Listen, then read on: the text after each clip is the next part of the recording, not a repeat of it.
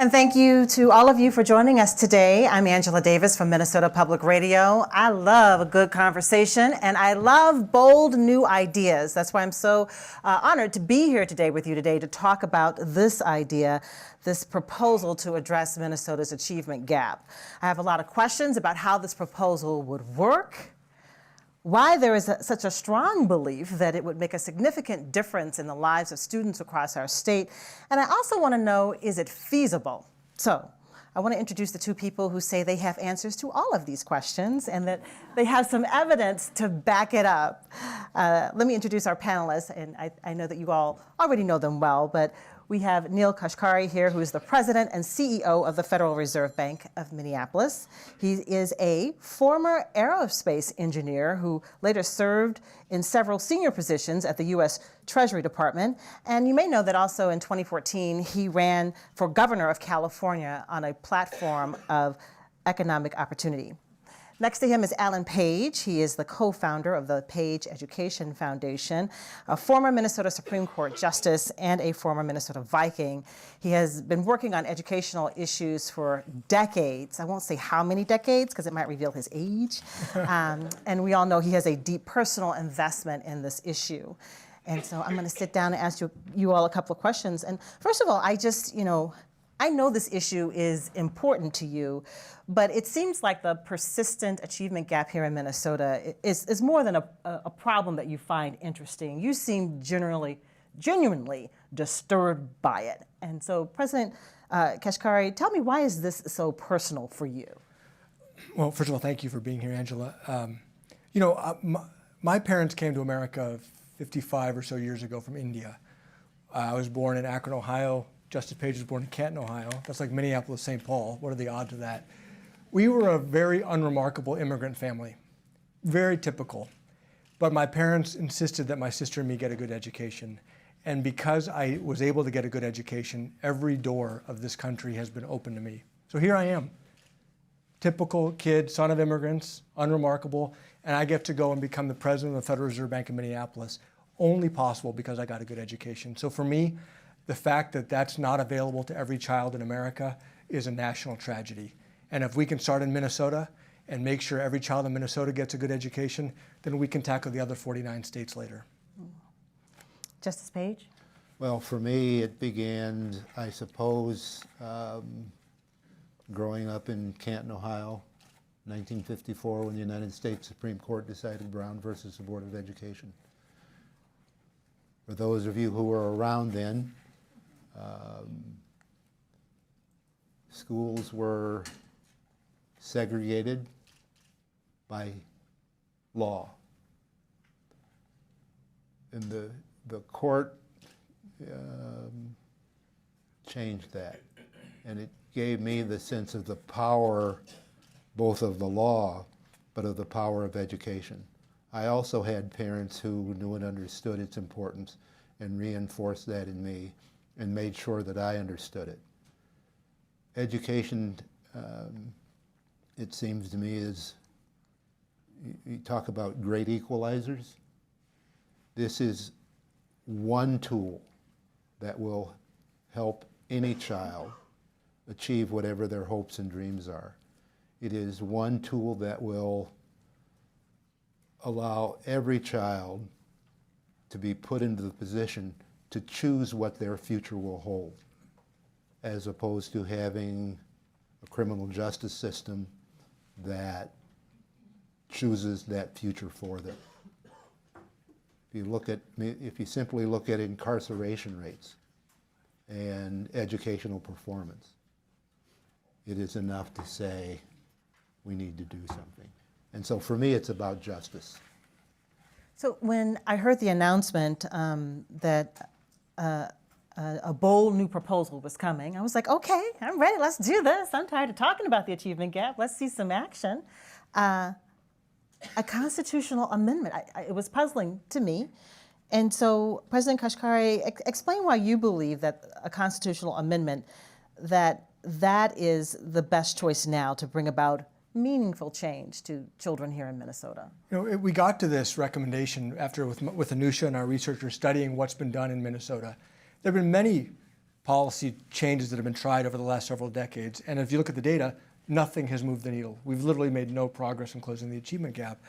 And what I found is, and I reached out to Justice Page about a year ago and said, how do we literally put children first?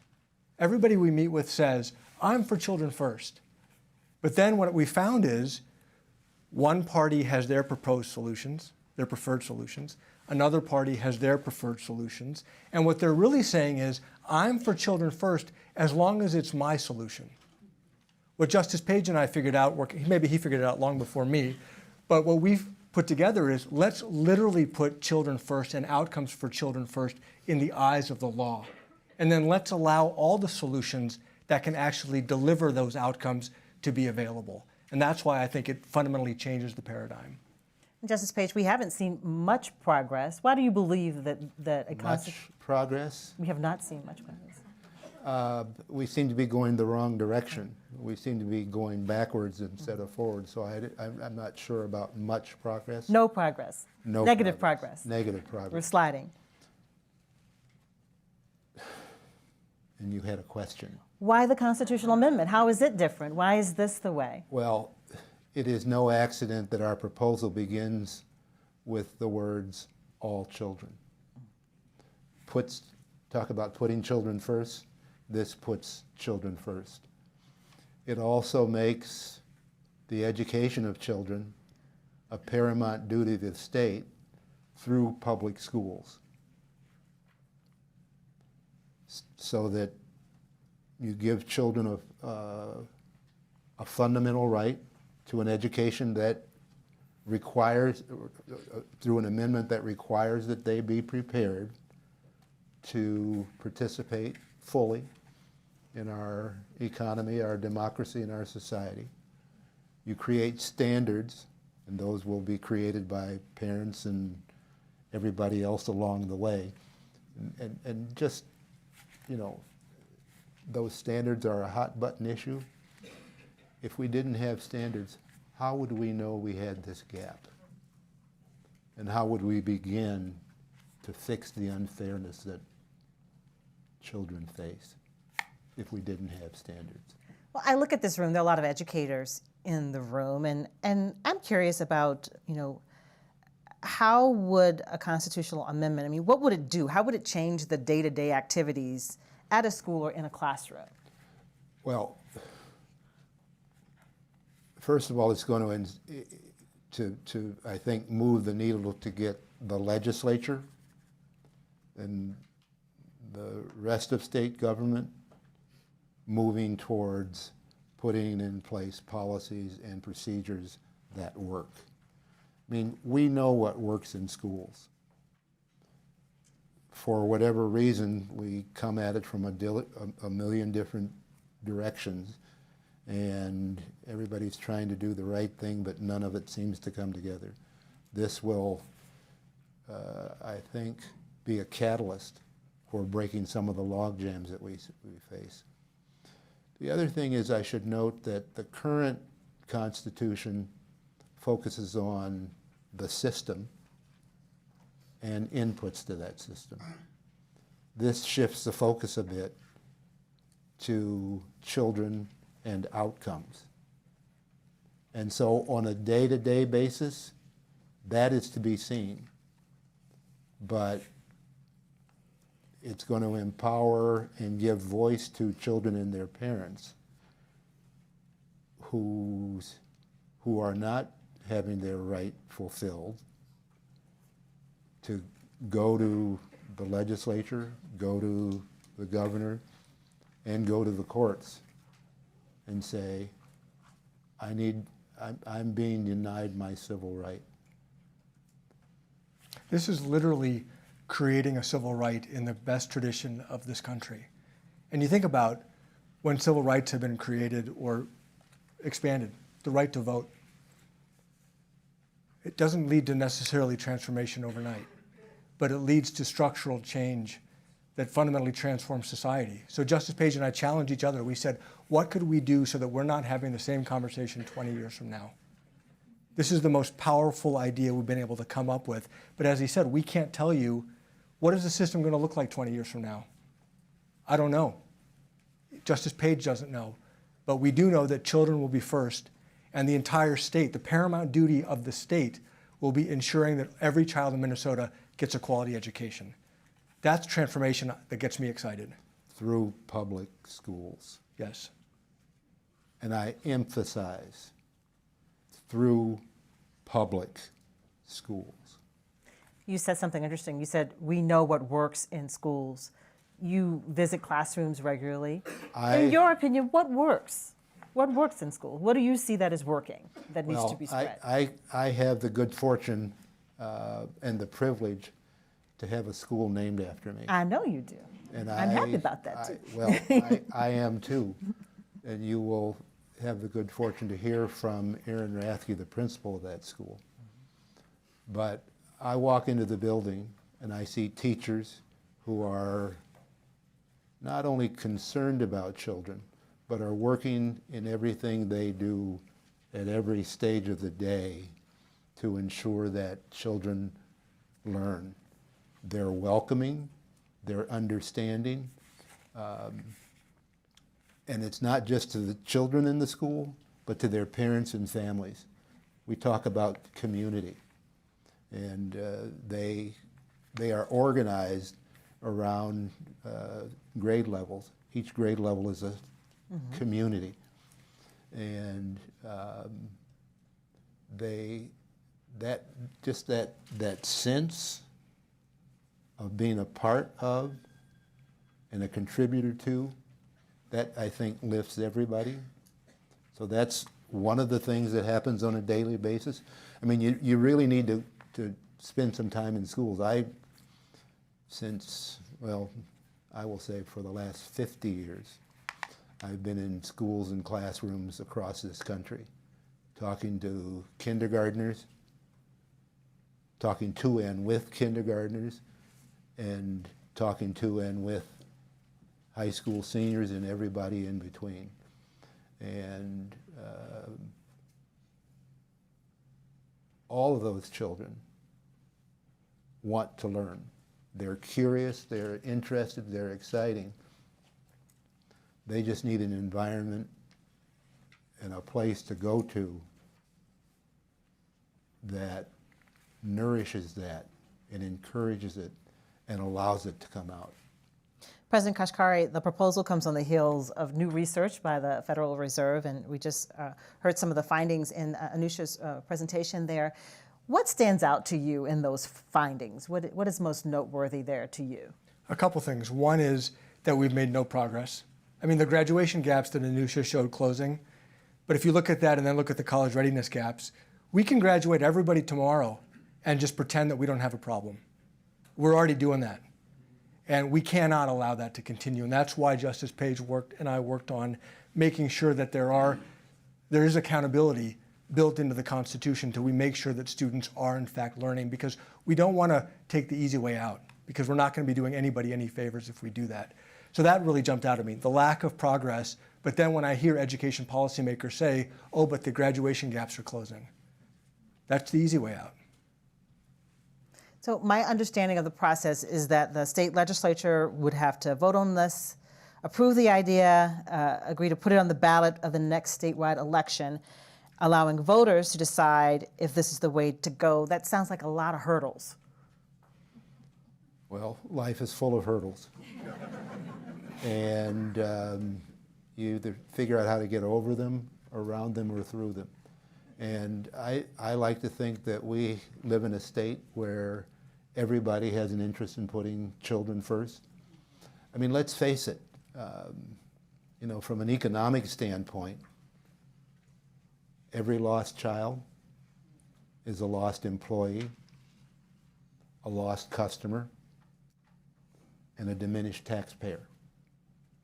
So why wouldn't we want to put children, that's just from the economic side, put aside the human cost. I believe that our legislature is prepared to do the right thing. You got kind of quiet there. Well, that's so that everybody listens a little more. They linked in? Okay. Exactly. Do we have challenges in front of us? Of course. But at least from my vantage point, if we don't do anything, then we can be here long after I'm gone having this same conversation. President Kashkari, the hurdles you have to. One of the, I'm new to Minnesota. I moved here 4 years ago. I was most taken aback when I discovered these disparities that are here. But I do think that Minnesotans care about each other. I do think Minnesotans care about their neighbors. It's not just their own kids, it's their neighbors' kids. I do think we have a real chance. I think if the legislature will support this and we can get this on the ballot, I believe that the people of Minnesota will put children first.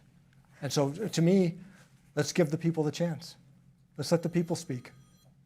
What if you have the scenario where, people across greater Minnesota, here in the Twin Cities, you have the support of the voters, the constituents, but the legislators may not be expressing what their people are telling them? Well, then I would ask the people across this state to let their legislators know what they think. These disparities, as pointed out in the research, affect kids in Roseau just as much as they affect kids in North Minneapolis, as they affect kids in West St. Paul, as they affect kids in Pipestone and Winona and Duluth or Grand Marais or wherever it may be. All of our children are being shortchanged. All of those children who are children of color and economically disadvantaged. This is an opportunity to give them a chance to achieve whatever their hopes and dreams are. And I just can't believe that we will let this opportunity pass. So what's the strategy to build support? What do you do? I mean, these people seem pretty friendly, very interested. But how do you build statewide support? At least they're not throwing tomatoes yet. Not yet. But maybe you don't have any connection to children. You don't know any young people still in school. And I mean, how are you going to build support? I have an 11-month-old baby girl, so I do know a young person who will be entering the schools. We're meeting with everybody we can meet with. If you look in our announcement last week, we had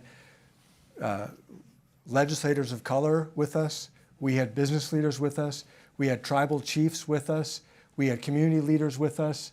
I mean, it was remarkable. It was like we talked to some people. They said, well, who else is with you? And we'd tell them, and they said, well, that makes me very uncomfortable that I'm going to be with that person. This is like a strange group of people who are all coming together to say, you know what, we disagree on a lot, but we agree on putting children first. And so give us a chance. Give the people a chance. I think the people of Minnesota want to put children first. Let's talk about some of the opposition to the idea of a constitutional amendment. Critics who have stepped up to say they don't think it's a good idea, who think a constitutional amendment could possibly do more harm than good. NPR News reported this. Education Minnesota, the state's largest teachers union, opposes the proposal. Quote, this removes the state's obligation to pay for a uniform system of public schools. We already have a funding crisis in our schools, and to take away the obligation from the state, who's going to pay for our schools? That was a statement from Education Minnesota President Denise Speck. Which part of, just so I get it correctly, which part of it is the paramount duty of the state to ensure quality public schools, not some other public schools, not some other kind of school, but quality public schools that fulfill a child's fundamental right? Maybe I'm missing something, but all of those other things that people are worried about, at least under this proposed amendment, cannot come at the expense of quality public schools. Paramount duty, there is no higher duty Indeed, I don't think there's another provision in Minnesota's Constitution that sets something as a paramount duty. You know, we literally surveyed the 50 state constitutions to say what are the strongest provisions we can take from across the country and bring them to Minnesota. And then we go even further by, as you look at the language, holding the state accountable to outcomes. We believe this would take Minnesota from one of the weakest provisions to the strongest provision in the country. And so again, the paramount duty, no higher duty that the state would have. All right, let's try another one. Can I just? Yes.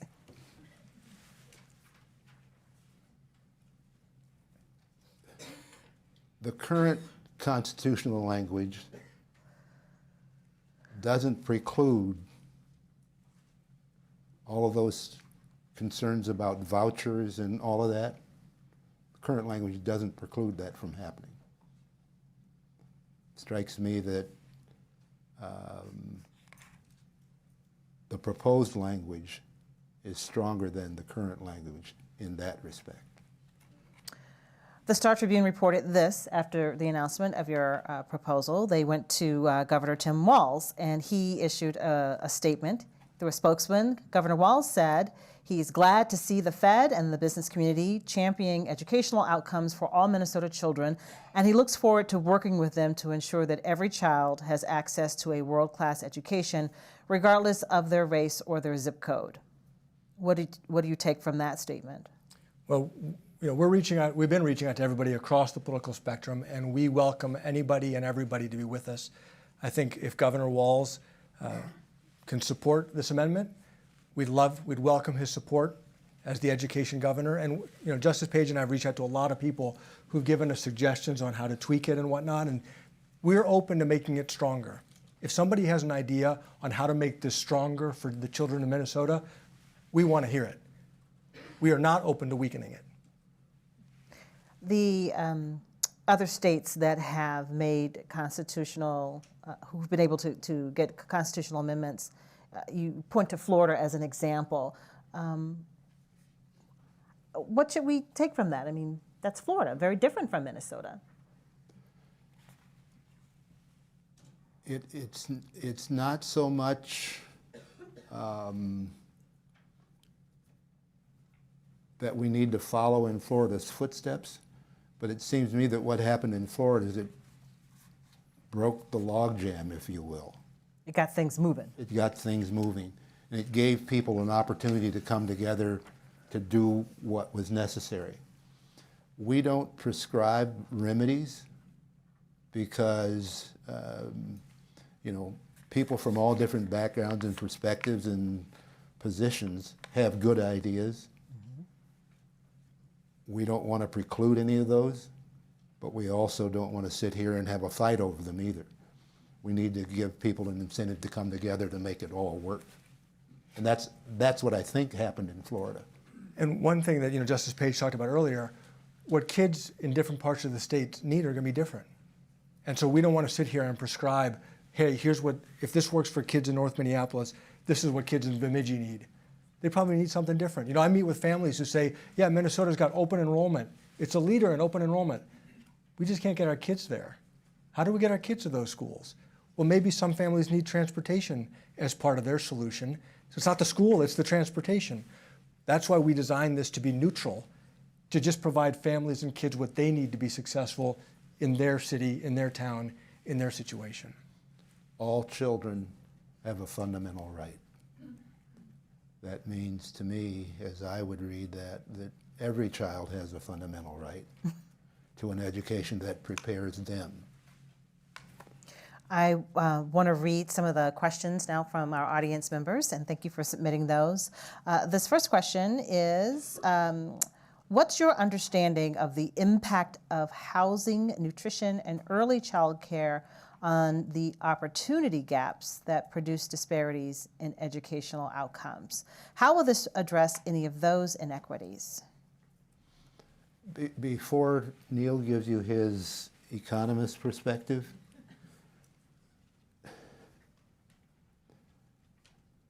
let me just say, those problems exist today We have to figure out how the education system that we want will deal with, or how do I say this? How do we adapt our system so that we account for those problems to the extent that we can? We're not going to solve those problems except by educating those children. If we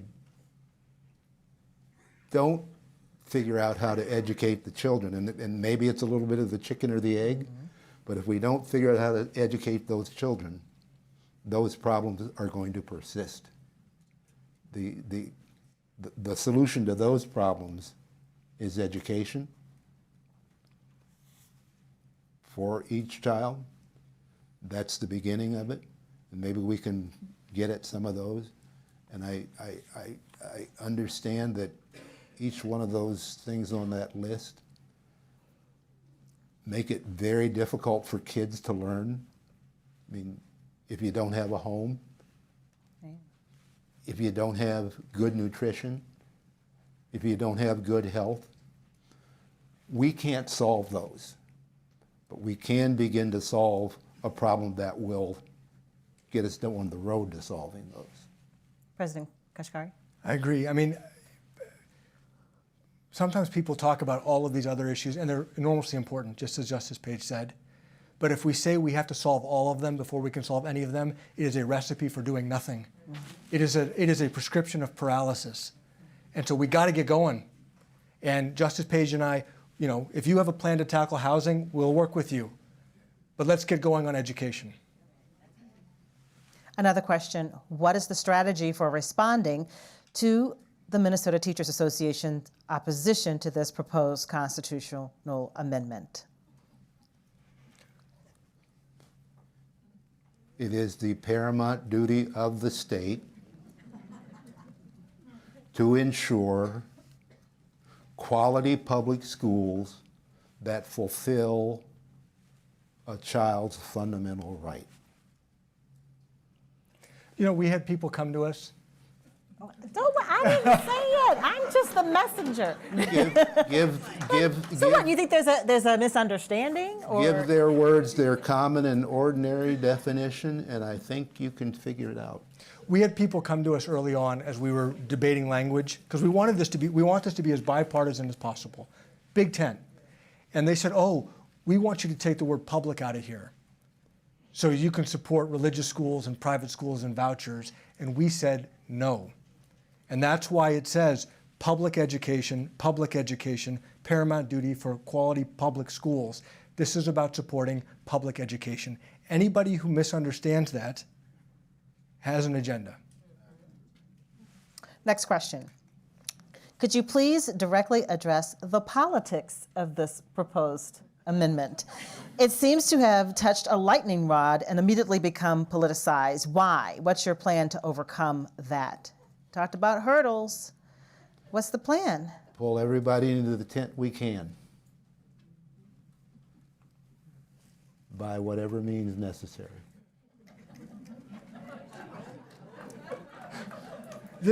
I look at this amendment, it's like a window or mirror of truth. Everybody says they're for children first.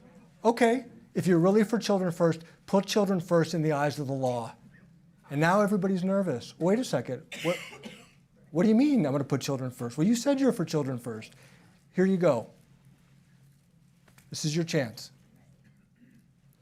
Another question. In other states, constitutional amendments intentionally open the door to legal challenges by families and students. Will legal challenges lead to the reallocation of resources necessary to address gaps? Individual right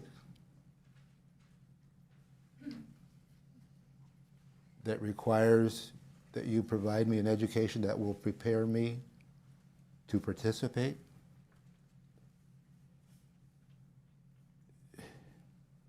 Hard to pull money from my education in some way that precludes me from being fully prepared. maybe a clearer way of saying that is, may there be some litigation? Certainly. How that litigation will work itself out, who knows? But I can tell you the concerns about the cost of litigation, that's one of the things that gets raised. And the concerns about, this is one I find hard to create a response to because I don't understand the issue, that wealthy families will somehow co-opt the system to advantage them. Well, anything that benefits one child through litigation will benefit all children. That's number one. Number two, you know, this notion of litigation, if you want to, just because somebody sues you, doesn't mean that you have to defend the indefensible. And we have a system that is working now that is indefensible. And so rather than defending the indefensible, what if we sat down and worked together, which I think is quite possible to do, to put in place policies and procedures and practices that actually work, as opposed to fighting each other over something that's indefensible, less expensive, gets the result you want, which means long-term, much less expensive. Could this take years, though? This of getting the support of the state legislators and then getting voters? I think once you get it on the ballot and get it, if the people of this state approve the amendment, I think action will take place almost immediately, because it's going to be the catalyst for that, to bringing people together to actually do something. And the changes may take place over many, I mean, it may take place over many years. Again, what is the system going to look like 20 years from now? I don't know. But I do know for decades we've made no progress, and we need to get going.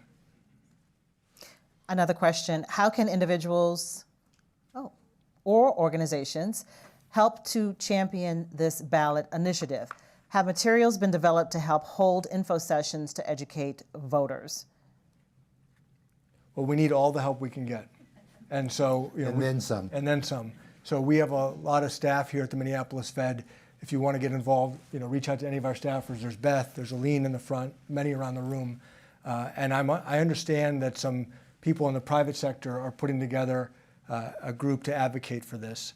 At the Federal Reserve, we can introduce ideas, we can talk about economics, we can talk about research and advocate for ideas. We don't run campaigns. And so there may be an opportunity, I'm told, for folks who want to get involved with an outside group that believes this is a good idea. And talk to your legislators. That's number one, because they're the ones that have to get it on the ballot. That's the first step. Talk to your legislators. Do I have time for one more question, or should I? One more question, last question. Your documents speak of an objective standard by which state performance will be measured. Does this mean test scores? What about social emotional learning and school climate? Don't get me started on testing. This system that we have now, we want to keep that. Do we like that? Do we want to keep in place a system that is used to identify failure and does nothing to help the individual child progress? I mean, we don't even take the scores and identify where they are at the moment and then use that to map out where we go from here. We just simply say, here's the score, you failed, you're a problem. What we're doing now with respect to standards, and I mean, you do need standards to figure out where people are, but you know, I can't remember the list, but the social, the emotional, all of that. School climate. School climate, presumably that gets put into the standards, and they can be objectively done so.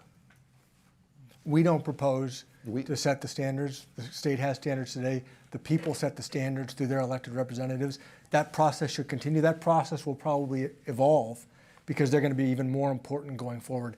Let's just hold the state accountable to whatever standards the people choose to set. I mean, if we met the standards that we have now, we wouldn't presumably be having this conversation. But we're not meeting those standards with respect to children of color and poor children across the state. We're simply not doing it.